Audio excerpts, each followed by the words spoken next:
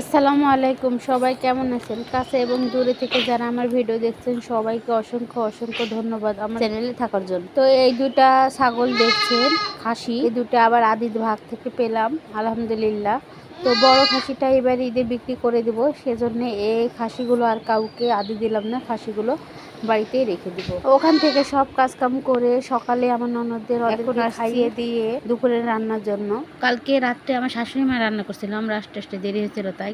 আর আজকে তো সকালবেলা নাস্তা সেমাই পরোটা এইগুলো করেছিলাম, আর সাথে গরুর মাংস ভুনা করেছিলাম, ওগুলোই খাওয়া হয়েছে আলহামদুলিল্লাহ। তো দুপুরবেলা আর গরু মাংস রান্না করব না, কারণ কালকেও গরু মাংস রান্না করছিলাম রাত্রে, আবার আজকে সকালবেলা রান্না করছিলাম। তো একই মাংস তো বারবার খাওয়া যাবে না, বারবার দেওয়া যাবে না। এই জন্য আমার বড়বাবু বাজার থেকে এই মাছটা নিয়ে আসছে আর দুইটা মুরগি নিয়ে আসছে, তো ওইগুলোই আজকে রান্না করব। তো আজকে তরকারিটা খুব ঝাল কম দিয়ে রান্না করব, কারণ আমার ননদের মেয়েরা খুব ঝাল কম খায়, তাদের ঝালে একটু সমস্যা হয়। আর আমরা ঝাল ছাড়া যেন তরকারি খেতে পারি না, মনে হয় ঝাল ছাড়া তরকারির মজাটাই আসে না।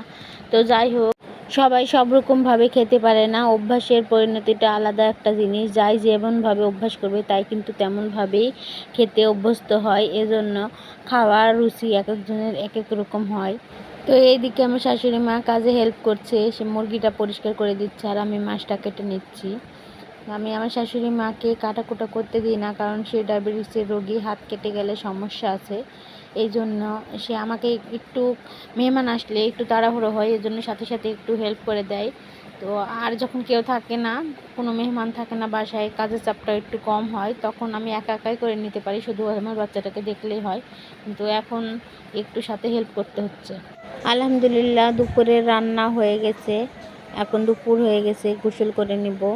তো এইদিকে মাছটা রান্না করেছি আর এইদিকে মুরগির মাংসগুলো রান্না করেছি। তো আমাদের তরকারি কালারটা দেখেন আজকে কিন্তু একটু ফ্যাকাশে হয়ে আছে, কারণ আজকে ঝালটা এত পরিমাণ কম দিচ্ছি, তরকারির কালারটাও তেমন আসেনি।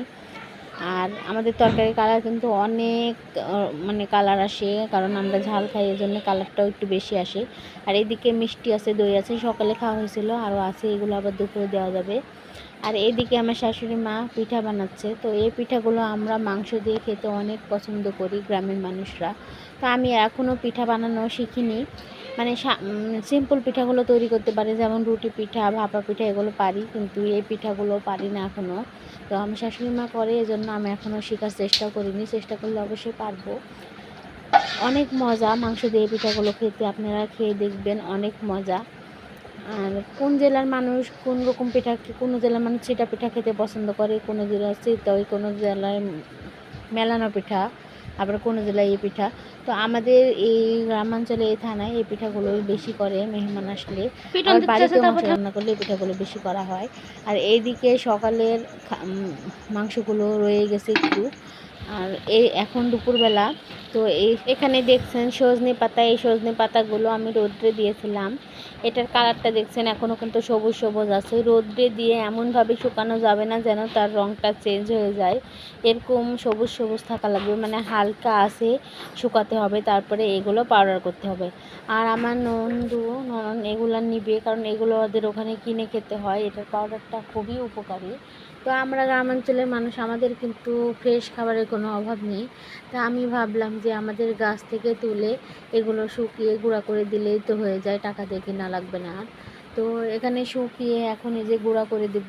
আর এটা খেলে এত পরিমাণ উপকার, যত প্রকারের আয়রনের ঘাটতি আছে, ভিটামিন মিনারেল সব কিছু কিন্তু দ্বিগুণভাবে এটাতে পুষ্টি থাকে। তো এটা আপনারা যেভাবে খেতে পারেন, পানি দিয়ে 1 চামচ পানি দিয়ে, মানে 1 গ্লাস পানি দিয়ে 1 চামচ মিশিয়ে খেয়ে নিতে পারেন। আবার যারা এইভাবে খেতে পারবে না তারা ভর্তা বানিয়েও খেয়ে নিতে পারেন। আবার এর পাউডারটা পেস্ট করে মুখে মাখালে মুখের দাগ ছোপ সব কিছু দূর হয়ে যায়, অনেক ভালো একটা জিনিস। আবার এটা মাথার চুলের গোড়া শক্ত করে মাথাতে দিলে, মানে সব রকমের উপকার আছে এই পাউডার থেকে।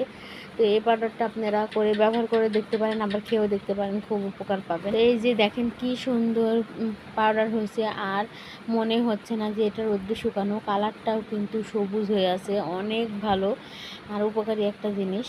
তো এগুলো আমি পাউডার করে এখন আমার ননদদের দিয়ে দেবো, কারণ আমার ননদরা আজকেই চলে যাবে। এই পাউডারটা আপনারা কে কে খান বা ব্যবহার করেন আমাকে কমেন্টে অবশ্যই জানাবেন। আর এটার অন্য আরও কোনো উপকারিতা থাকলে অবশ্যই আমার কমেন্টে জানাবেন। আমি কিছু কিছু উপকারিতা জানি যেগুলো চুলের জন্য, ত্বকের জন্য এবং শরীরের জন্য খুবই উপকারী একটা জিনিস। দেখুন কি সুন্দর একটা রং আসছে সজনে পাতার গুঁড়োর। তো এটা বাজার থেকে কিনে টাকা অপচয় করার থেকে বাড়িতে বানিয়ে কিন্তু খাওয়া যায়। আবার বাড়িতে আমরা যেরকম ফ্রেশভাবে তৈরি করব, বাজারে কিন্তু ওরকম ফ্রেশ কিংবা ভেজাল মুক্ত পাবো না। আর বাড়িতে আমরা নিজের হাতে ধুয়ে পরিষ্কার করে শুকিয়ে তারপরে গুঁড়া করি, এটা নিশ্চিন্তে খাওয়া যাবে। আমার ভিডিও যদি ভালো লাগে অবশ্যই লাইক, কমেন্ট, সাবস্ক্রাইব করে আমার পাশে থাকবেন। আল্লাহ হাফেজ সবাইকে।